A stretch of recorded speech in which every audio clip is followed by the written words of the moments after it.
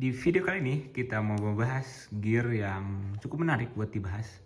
Jadi inilah tampilan hands-on dari remote DJI RC2.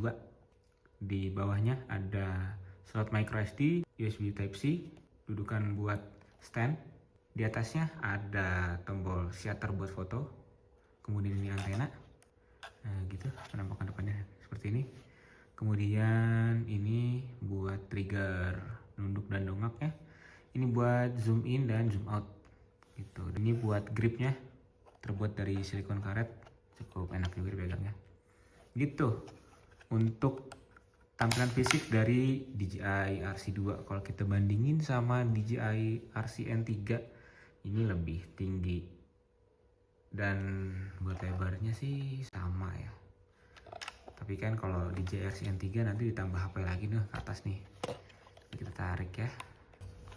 Nah nanti kayak gini nih, misalnya nih ada HP ini, tap,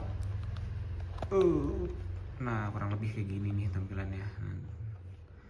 Ini toggle-nya di bawah, putar, kayak gitu nanti ditempel, terus main deh, tap.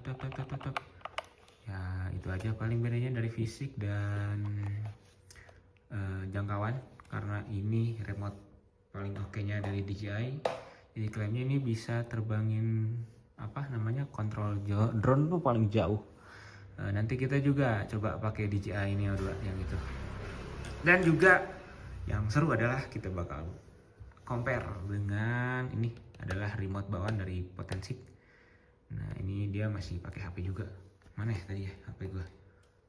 Nah ini kalau di sini kan penampakannya nanti jadinya kayak gini.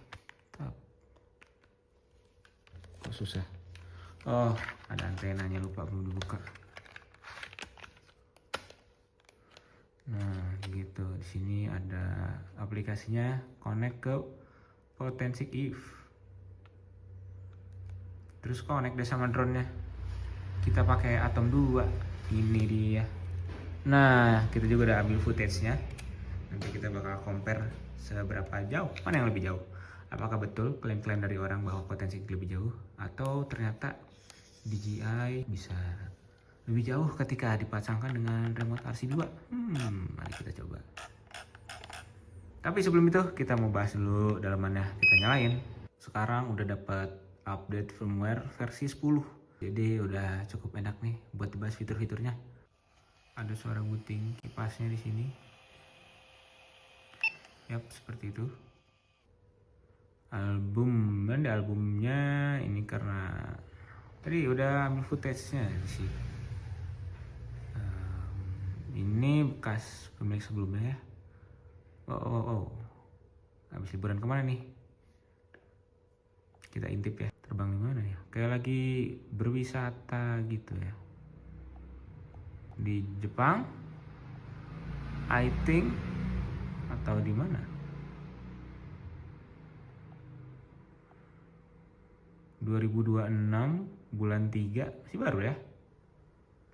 Inilah tampilan interface awalnya dari DJI RC2.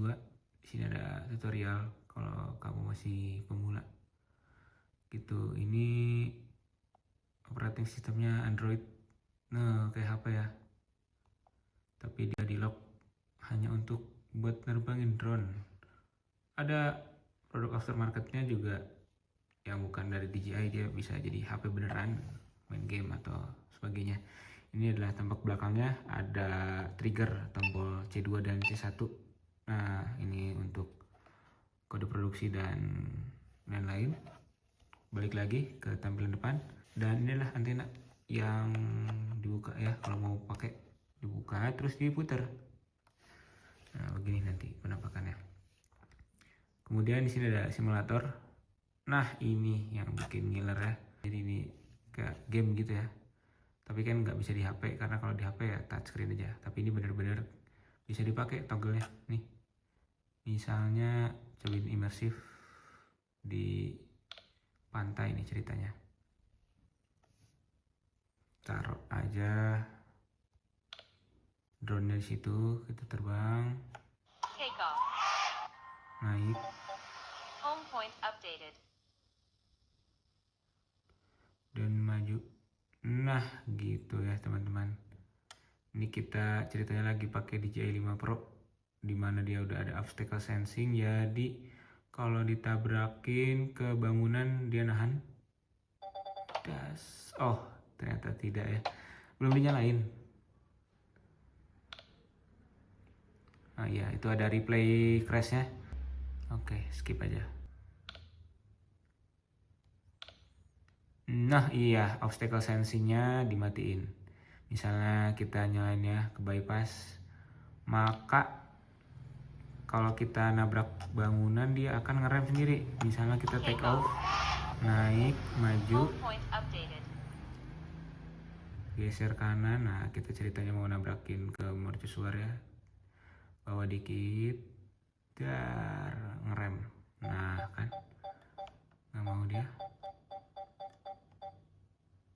nggak mau. Nah begitu teman-teman, ini untuk fitur obstacle sensingnya. Jadi oke, kita coba juga teman-teman yang lain ya.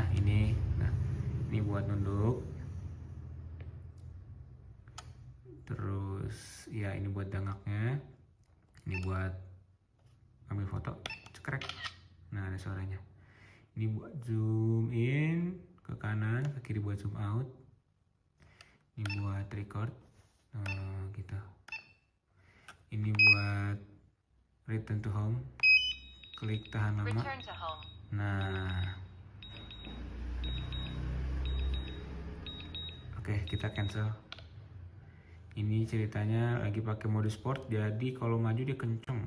Nah kita coba terbang rendah biar bisa kelihatan kencengnya. Turun lagi, turun lagi, turun lagi. Nah gitu ya, ceritanya kita lagi mau tracking orang lagi water sport nih. Nah waduh, masih kencengan dia ya daripada drone ya.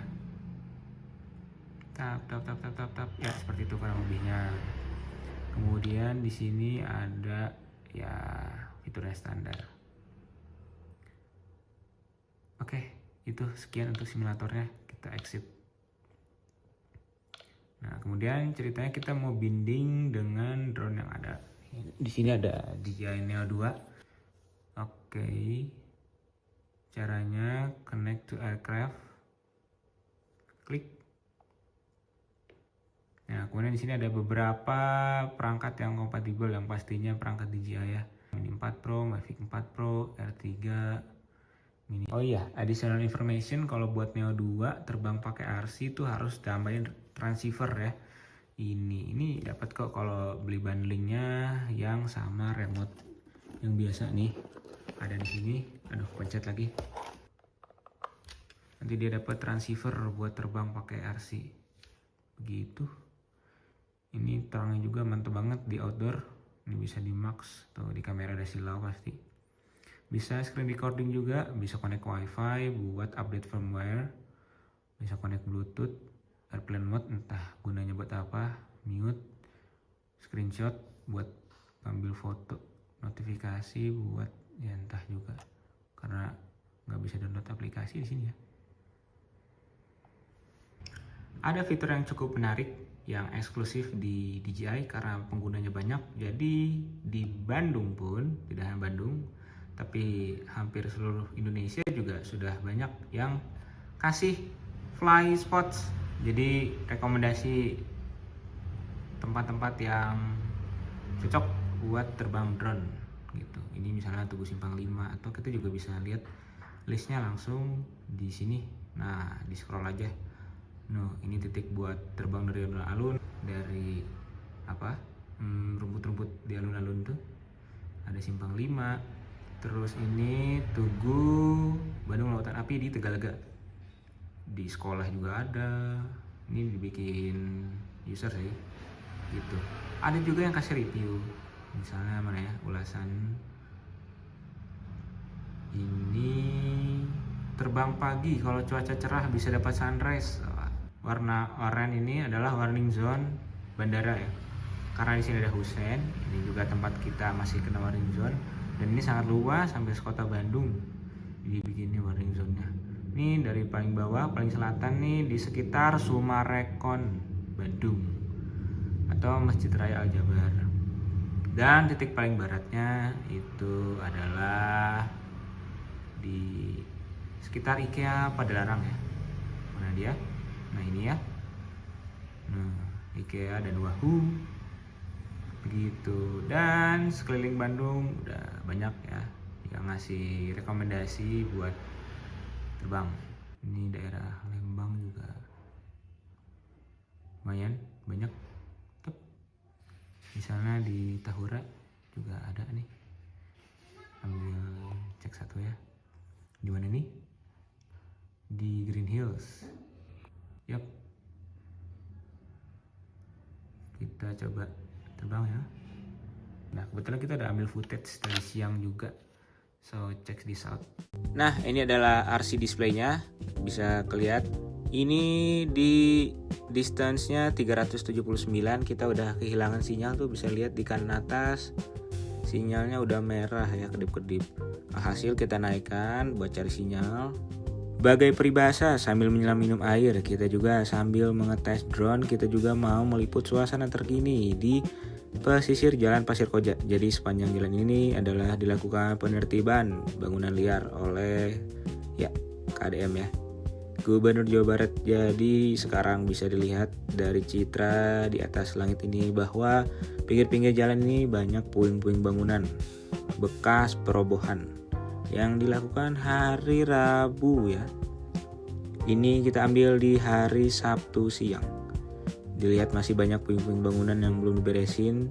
Tapi yang jelas panjang jalan ini sampai ke ujung perempatan nanti itu udah hilang semua tuh kios-kios liarnya tuh ya. Nah sekarang kita sampai di daerah Sukahaji ya. Sebelah kanan itu adalah tanah sengketa yang sering kebakaran. Di seberangnya ada lahan hijau yang selama ini tertutup oleh lapak-lapak kayu ya. Siapa sangka ternyata di situ ada lahan hijau yang seluas itu ya. Nah kita lanjut terus maju sampai perempatan Pasir Koja di depan. Dan kita sudah kehilangan sinyal. Udah merah kedip-kedip. Ini udah gak bisa lebih jauh lagi ya. Tapi kita coba ya pentokin sampai mana ya. Nah di sebelah kiri ini ada Mall Festival Citylink dan di tengah layar itu kita lagi susur di atas jalan Situ Gunting ya. Ini oke. Udah ada permintaan RTH, baterai sudah setengah ya. Kebetulan di Neo 2 memang boros sekali baterainya. Jadi ya kita ambil aman aja karena agak jauh juga nih sekilo. Jadi mungkin sampai rumah tuh udah lowbat ya. Kita pulang aja ya. Nah, habis ini bakal ada bahasan yang lebih seru lagi karena ternyata drone Potensik bisa terbang jauh lebih rendah tanpa kehilangan sinyal di RC-nya. Jadi gimana tuh gambarannya? Yuk kita nonton sama-sama. Oke, kita start tracking dari sini ya. Ini perempatan gerbang tol Pasir Koja. No, di sebelah kiri ada Mall Sumbersari Junction.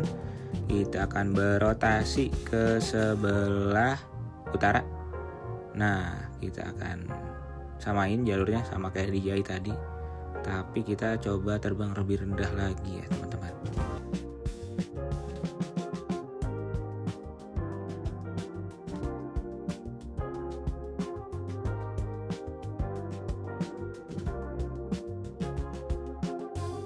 Karena di remote masih dapat sinyal 2 bar ya, kita coba aja ya rendahin lagi, barangkali bisa dapat titik merahnya di mana. Di situ kita coba maju.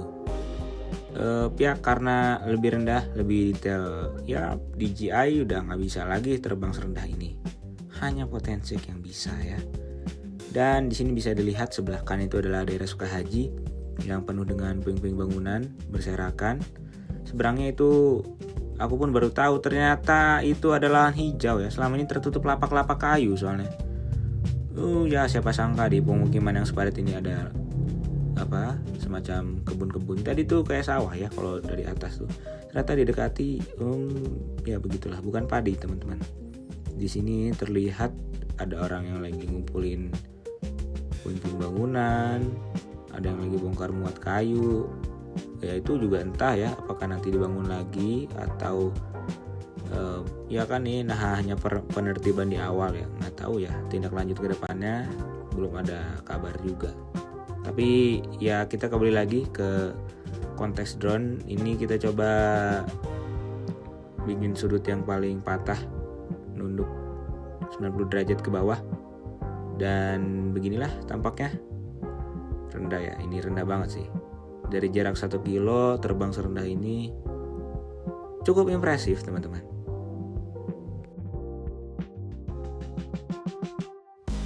Dan ini adalah tampak bird view ya, atau sudut pandang burung ya. Kalau jadi burung ya ginilah lihat kota Bandung ya teman-teman. Ini kita lagi sorot ke arah Bandung Timur dan Selatan. Bisa dilihat ini hamparan rumah dan tempat tinggal ya. Tapi ya tetap masih ada asri-asri hijaunya. Tapi mungkin semakin kesini semakin tergerus oleh pembangunan dan juga garapan proyek-proyek. Ya begitulah pesona kota Bandung di tahun 2026 ini. Kita nikmati saja.